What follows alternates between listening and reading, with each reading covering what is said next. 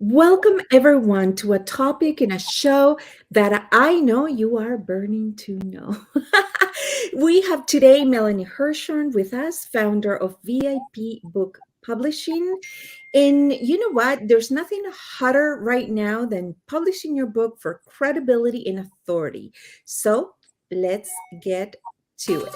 Empowering women on a global scale. Welcome to Powerful Women Today with Carolina Billings. Powerful Women Today is on a mission of inclusion, rewriting his story to include her story, and empowering, raising, and amplifying women's voices with professional speaking, publishing, original podcasting, and web TV. And now here's your host, the founder of Powerful Women Today, Carolina Billings. Hello, everybody. We are going to ask every question about book publishing that we were afraid to ask. So, Melanie, welcome. Welcome. You and I share our passion for books and for publishing in all things credibility and authority. I'm going to actually just stop you and say my company is VIP Book Marketing. I don't publish. That's what yes, I publish. She markets. You publish. I market, yes. So it's VIP Book Marketing. Book marketing. You know what? I wrote it down, and you and I are collaborators, and we're co-producers of our magazine. So it's not like I don't know you. That was just a little Freudian slip. So let's talk about book promotion, because book promotion and book marketing, because that has to be the biggest myth. There's many myths when it comes to writing your own book and in what it does and what it doesn't do.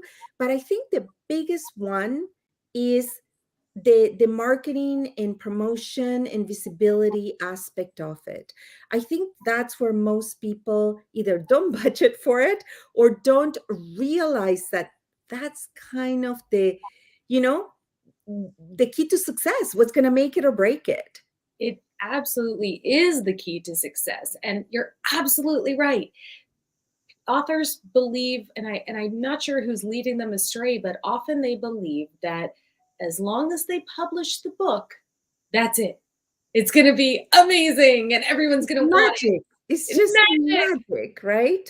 And that is a huge myth, because even traditional publishers, hybrid publishers, self-publishing, all of it, you still have to budget for your own marketing.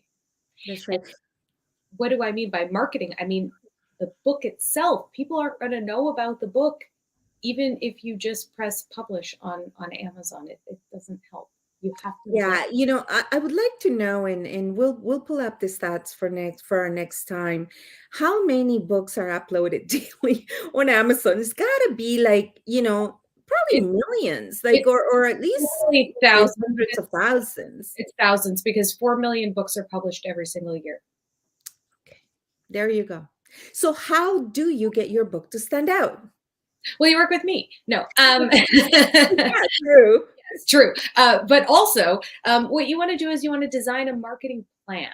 So that the word here is that there are two important words there: marketing and plan. Because a lot of times what happens is people just start throwing spaghetti at the wall to see what sticks. And they post something on their LinkedIn page, and they hold up a picture of their book. This is not a book, this is a flyer. Hold up a picture of their book, and everybody goes, wow, you wrote a book, that's amazing. But you know how many people actually buy that book? And also, let's talk about that. So when you set out, I know, because that has to be, I call it the t-shirt register syndrome, where people think that, we're in a retail shop, that people come into your store and pick up the shirt and go straight for the register. It doesn't work like that digitally. No. So there's got to be a strategy in a campaign, and you got to realize the ROI. What are you writing your book for, and how will you know you succeeded? Because not everybody's after the same ROI or the same reason or mission or vision when they write a book. Absolutely. I think that when you're writing the book, you probably have an inkling as to what it is. And when you're marketing the book, the goal is really to share your mission with the world. And whether that's to make a boatload of money selling the book, which doesn't happen very often, to be honest, or it's perhaps you want to spark a movement, you want to affect change in the world. Maybe you want to create a program that's going to help people. Maybe you want to stand on stages and do speaking engagements. All those things are possible when you publish a book and market the book. Because if you don't have an audience to sell to, there won't be anyone to buy it.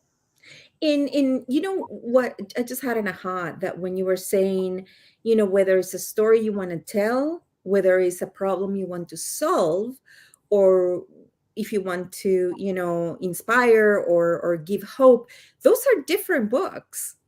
Those are written differently. Because I have to tell you, unless you are, I don't know, Keith Richards, and people want to know how is it that you're still alive. If you're still alive, sorry, I haven't kept up. But anyways, if you are like a big influencer, that people want to know your life, right? It's not many people, like, I know it's your story and you're passionate about it, but unless it leads to what's in it for me, for your audience, is there's got to be there's a method to it. And right now, with the ability for so many people to self-publish, right? Anyone can self-publish. Correct. There's that filter that used to exist by going through traditional publishing, where they would read a manuscript and go, yeah, no. They would only touch what, traditional publishers would only touch what would sell, right? And we've lost that filter. And that can be good and bad, right? I'm going to look at the good side of it and say Mhm. that there is no barrier to entry now. And anybody who has an idea, who maybe never would have had the gumption or the wherewithal or the knowledge of how to submit a manuscript to a traditional publisher, now they can get their message out to the world to make a difference. Yes. But on the other hand, if you go absolutely solo and there's no one working with you, there's no one pre-reading it, there's no one giving you marketing strategy and thinking it through, right? Because like everything in life, you also begin how you want to end, right? So when you're putting your book together, there's got to be a thought already on how is this going to be marketed, how should the story be told, right? Like, what's the order of the chapters, so that it creates, because we're not talking about fiction here. We're speaking about non-fiction, business, author credibility, thought leadership type of publications. And they need to be written in a way that is a cohesive story, but can also be read one chapter at a time as a reference book. Mm-hmm, because you and I know this about each other, that you like to read books out of order, and I like to read my nonfiction books completely in order. So you're seeing both sides of the coin here of readers who are interested in nonfiction books. So I absolutely agree. The only way I will do a book from beginning to end nonfiction if it's an audiobook. And see, I don't listen to audiobooks because I'm such a visual learner. See, and these are all the considerations that need to take place, right? And that's why working like a hybrid model, I really, really believe in it, because you're still getting the benefit of guidance, right? In getting, professional strategy, but you're still in control, right? Opposite to, and you still own your book. Because when you go through traditional publishing, when they're giving you that book advance and they're doing all that money they're giving you up front, they're literally buying your book. They now own the copyright to your book. And they can take the advance back if it doesn't sell. I did not know that part. Wow. So you know what? And that's not to say that because you self-publish will not end up going all the way. Still, Alice was self-published, that was bought, for a movie, and so was Julie and Julia and many others. Those happen to be fiction books, but the point is, Abby you never know. You never know. Right? You never know. And the what I'm excited about, and you and I work closely with PWT Press, like publishing the magazine, and then of course we hand it over to you to do the publishing, promotion, and marketing. But the fact that we're working together from the beginning of the story, right, from the I think I want to write a book, right, is extremely important because we help we help set it up for success, right? Because that is how you get your book to stand out. Because even in traditional marketing right now, when traditional publishing, when they want to know what kind of following and what kind of network you've got. Sometimes if you don't have 10,000 followers, they're like, I'm not interested. Come back when you have an audience that is there to buy your book. And that's what that marketing does. I help my clients grow an audience of fans, which is way better than anything when you realize that you have a community of people around you who really care about what you're doing and who really believe in it. There's really nothing better. Yeah. So let's talk about the get rich myth. Unless you're Stephen King or some like major influencer, right? Or Simon Sinek, like somebody that already has that instant following, that their bestsellers at pre-order stage. They don't even have to get to the printing stage, right? Um, Identifying your ROI is extremely important. Like I wrote my book in 20 in the the winter of 2019 2020, and pre-pandemic, and the world changed so much for women that I actually issued a second edition about a year ago. But the point is, I give away my book for free because it's not, it's the conduit. It's almost like the gateway to the entire ecosystem that is Powerful Women Today. So how do you help the clients identify their ROI in their value ladder, and where does their book fits in? All right. Well, I think that I will preface that by saying there is no such thing as one size fits all marketing. Mhm. So when I work with clients, I work to determine what it is that they want. What do they see? So if you are watching right now and you're thinking, well, I have a book or I'm writing a book, I want you to dream with me for a minute. Where could you see your book taking you? What would success for your book look like? Because those are the questions I would want you to ask yourself. And then let's figure out a strategy to make it real. I think that, for me, my book that I'm publishing with Powerful Women Today Publishing, it's going to be coming out in the fall. I'm so excited. My goal for my book is not to become a book millionaire. My goal is to introduce people to what it is that I do and to offer some tips and strategies for marketing your book. But maybe I there's have read it. It's brilliant. It's brilliant. Thank you. So there are also some people who don't want to just give away their book, and that's okay. Maybe there's a lead magnet, which is a freebie that you could give away prior to giving away to selling your book. It would be the step before. So somebody gets your download, they're like, wow, this person's awesome. Oh, what else do they have? Oh, they have a book. Oh, that's a low ticket item. I'm going to buy that.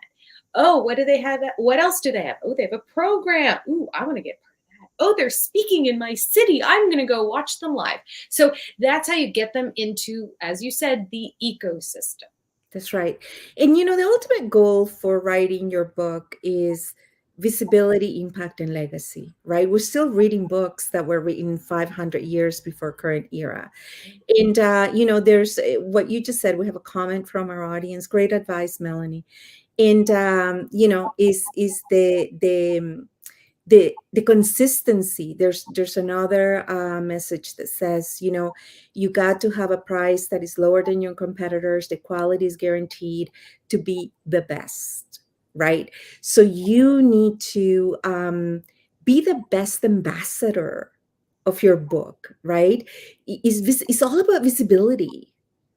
It is. And you as an author, you have to be a marketer. Sometimes that's scary because you want to hide behind your book. but you got to come out and at least stand next to your book and realize that it's maybe, yeah, if you don't feel like it's not about you, that's okay. But at least know that it's about your mission. And so, what do you see for your mission? What is your mission? How do you want to change the world? What are you on this earth to do? Mhm. And remember, it's a double when you write a book, and this is on the cautionary tale, and that's why it's so important that you work with a book coach and a book, marketing strategist and promotion strategist, is that the internet is written in ink, and books are forever, especially online, right? Like once they get distributed, because I have had experiences of authors that have contributed on anthologies, Mhm. right? And they wrote a story, and it goes through many sets of eyes, right? When we publish our bestsellers, best-selling anthologies, and we read it. It was a great story. It was like compelling and engaging and fabulous story. And it gets published, and the day of launch. And I believe you and I were part of that anthology. And so that we had close to 700 to 1,000 downloads at launch day, and we're all excited. Well, members of her family read the story and they were livid. And it wasn't even anything bad. It must have been some kind of internal trigger, trigger button. And so I get this panic call. It's like, can you unpublish? Can I can I No. unwrite my chapter? It's like you can't unring that bell. It's like it is out. And it's the same with interviews, podcasts, all of the promotion that you do, right?